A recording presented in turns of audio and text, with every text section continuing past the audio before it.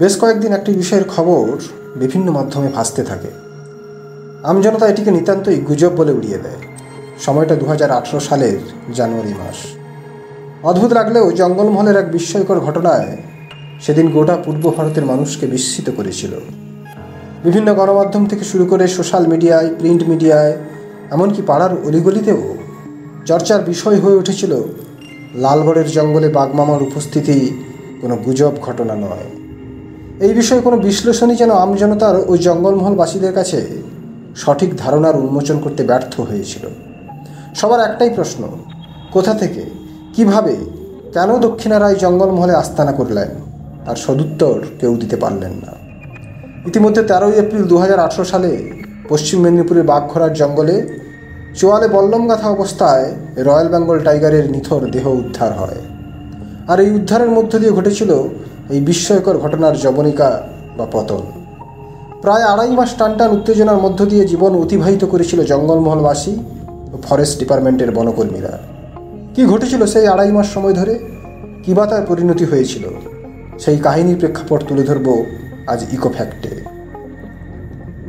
বিগত 100 বছরের ইতিহাসে দক্ষিণবঙ্গের জঙ্গলমহলে বাঘমামার উপস্থিতির কোনো তথ্য বা রেকর্ড আর্কাইভে ছিল না।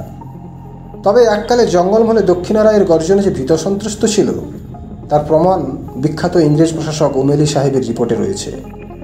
শুধু তাই নয়, জঙ্গলমহলের লোককথায়, লোকক্রীড়ায়, লৌকিক দেবদেবীর ভাবনায় ও গ্রামের নামের সঙ্গে রয়েছে বাঘের প্রসঙ্গ। কিন্তু প্রাসঙ্গিক ছিল না এই 20 শতাব্দীর 2-এর দশকে জঙ্গলমহলে তথা লালগড়ে বাঘমামার উপস্থিতির কথা। শুরুটা হয়েছিল 30 জানুয়ারি 2018-তে। এই দিন জঙ্গলমহলে প্রথম বাঘের উপস্থিতির অনুমান শোনা যায় গ্রামবাসীদের কাছ থেকে। জঙ্গলের গভীরে চড়তে যাওয়া বেশ কয়েকটি গরুকে এক অজানা প্রাণী আক্রমণ করে লালগড়ের মধুপুরের জঙ্গলে। সেই গরুগুলির শরীরে, বিশেষত গলায়, গভীর নখের আঁচড়ের চিহ্ন দেখতে পাওয়া যায়। সঙ্গে গরুগুলির স্বভাবেও এক ভীষণ অস্বাভাবিকতা লক্ষ্য করা যায়। প্রথমত এলাকার মানুষ এই অস্বাভাবিক ঘটনাকে স্থানীয় নেকড়ে বা হায়নার আক্রমণ বলে সন্দেহ করেন। তারপর প্রায় এক পক্ষকাল অতিবাহিত হয় নানান গুজবে, নানান গল্পে। ঠিক 14 ফেব্রুয়ারি 2018-তে মধুপুরের আশেপাশের এলাকা থেকে এক অজানা প্রাণীর পায়ের ছাপের চিহ্ন দেখতে পায় গ্রামবাসীরা। সোশ্যাল মিডিয়ায় ওই অজানা পশুর পায়ের ছাপের ছবি মুহূর্তের মধ্যে ছড়িয়ে পড়ে সারা বাংলা, সারা দেশ জুড়ে। শুরু হয় নানান গুজব আর বাস্তবের সংমিশ্রণে দারুণ গল্প। এলাকার মানুষ এত আতঙ্কিত হয়ে পড়ে যে এই ঘটনার পর লালগড়ের জঙ্গল লাগোয়া স্কুলগুলিকে বন্ধ করে দিতে হয়। জঙ্গলে যাওয়া বন্ধ করে স্থানীয় মানুষজন। লালগড়ের বিভিন্ন জঙ্গল এলাকা থেকে আরও বেশ কয়েকটি একই ধরনের পশুর পায়ের ছাপের চিহ্ন উঠে আসে বিভিন্ন মাধ্যম থেকে। এমন সময় 27 ফেব্রুয়ারি 2018-তে পরিস্থিতি সামাল দিতে বন দপ্তর তৎপর ও মরিয়া হয়ে ওঠে আগন্তুক প্রাণীটিকে আইডেন্টিফাই করার জন্য। সেই মোতাবেক মেলখেড়িয়ার জঙ্গল এবং মধুপুরের জঙ্গলে বিভিন্ন জায়গায় বন দপ্তর মোট 7টি ট্র্যাপ ক্যামেরা ইনস্টল করে। বেশি দিন অপেক্ষা করতে হয়নি। 2 মার্চ 2018-তে অবশেষে সমস্ত আশঙ্কা ও সন্দেহের অবসান ঘটে। লালগড়ের মেলখেড়িয়ার জঙ্গলে ক্যামেরা ট্র্যাপে পাওয়া যায় এক পূর্ণবয়স্ক পুরুষ রয়্যাল বেঙ্গল টাইগারের ছবি। শুকনো পাতা মারিয়ে দক্ষিণা রায়কে রাস্তার এক পাশ থেকে অন্য পাশে যেতে দেখা যায় রাজকীয় ভঙ্গিমায়। লালগড়ের জঙ্গল তথা জঙ্গলমহল হয়ে ওঠে বাঘমামার রাজত্ব। সেই রাজ্যের অধিবাসীরা ভয়ে ভীত সন্ত্রস্ত হয়ে গৃহবন্দী। বিকেলের পর শুকনো পাতার শব্দ ও বাঘের অলৌকিক গর্জন জঙ্গলমহলের আকাশে বাতাসে ছড়িয়ে যেতে লাগলো। বন দপ্তর জঙ্গল লাগোয়া গ্রামগুলিতে মাইকিং এবং লিফলেট ছাটিয়ে স্থানীয় মানুষদের জঙ্গলে যেতে নিষেধ করে দিলেন। তারপর 3 মার্চ 2018-তে বাঘমামাকে ধরার জন্য সুন্দরবন থেকে আসে বিশেষ খাঁচা এবং বিশেষজ্ঞের দল। জঙ্গলের মধ্যে বিভিন্ন স্পটে যেখানে বাঘের ছবি পাওয়া গিয়েছিল তার আশেপাশে ছাগলের টোপ দিয়ে খাঁচা পাতা হয়। বন দপ্তর ও গ্রামবাসীরা আশায় বুক বেঁধেছিল এবার নিশ্চয়ই বাঘমামা খাঁচাবন্দি হবে। কিন্তু সেই আশা নিরাশায় পরিণত হয়। শুধু মধুপুরের জঙ্গলে খাঁচার সামনে পাওয়া যায় বাঘের বিষ্ঠা। এভাবেই প্রায় সপ্তাহখানেক চলে বাঘ বন্দির খেলা। পুনরায় 9 মার্চ 2018-তে হুমগড় রেঞ্জের আউলিয়া গ্রামে পাওয়া যায় বাঘের পায়ের ছবি। তা থেকে উঠে নানান প্রশ্ন। তবে কি জঙ্গলমহলে বাঘ তার বাঘিনীর সঙ্গে দাপিয়ে বেড়াচ্ছে সন্তর্পণে? তার সদুত্তর পাওয়া গেল না। বন দপ্তরের বাঘের উপর নজরদারির খামতির কথা লোকমুখে আলোচনার বিষয় হয়ে উঠল। এদিকে 13ই মার্চ 2018-তে বাঘের উপর নজরদারি চালাতে গিয়ে বন দপ্তর কর্মীর দামোদর মুর্মু এবং ড্রাইভার অমল চক্রবর্তীর মৃত্যু হয়।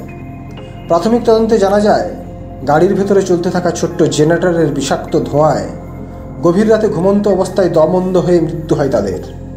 এইভাবে চলতে থাকে বাঘের খোঁজে তল্লাশি। জঙ্গলে আকাশে ওঠে ড্রোন, লাল মাটির রাস্তা ছিটিয়ে যায় প্যাট্রোলিং করা গাড়ির চাকার দাগে। তন্ন তন্ন করে জঙ্গলকে ঘেঁটে ফেললেও বাঘমামার কোনো অস্তিত্ব তাতে ধরা পড়ে না। কিন্তু আশেপাশের জঙ্গল লাগা গ্রামগুলি থেকে খবর আসতে থাকে বাঘমামার উপস্থিতির কথা।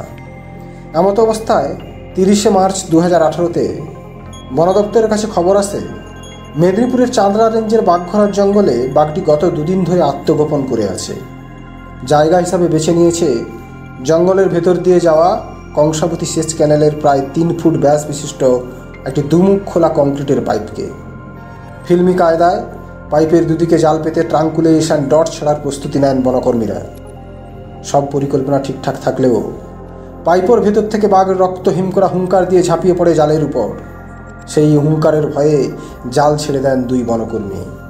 লক্ষ্যভ্রষ্ট হয় ছোড়া ডাট।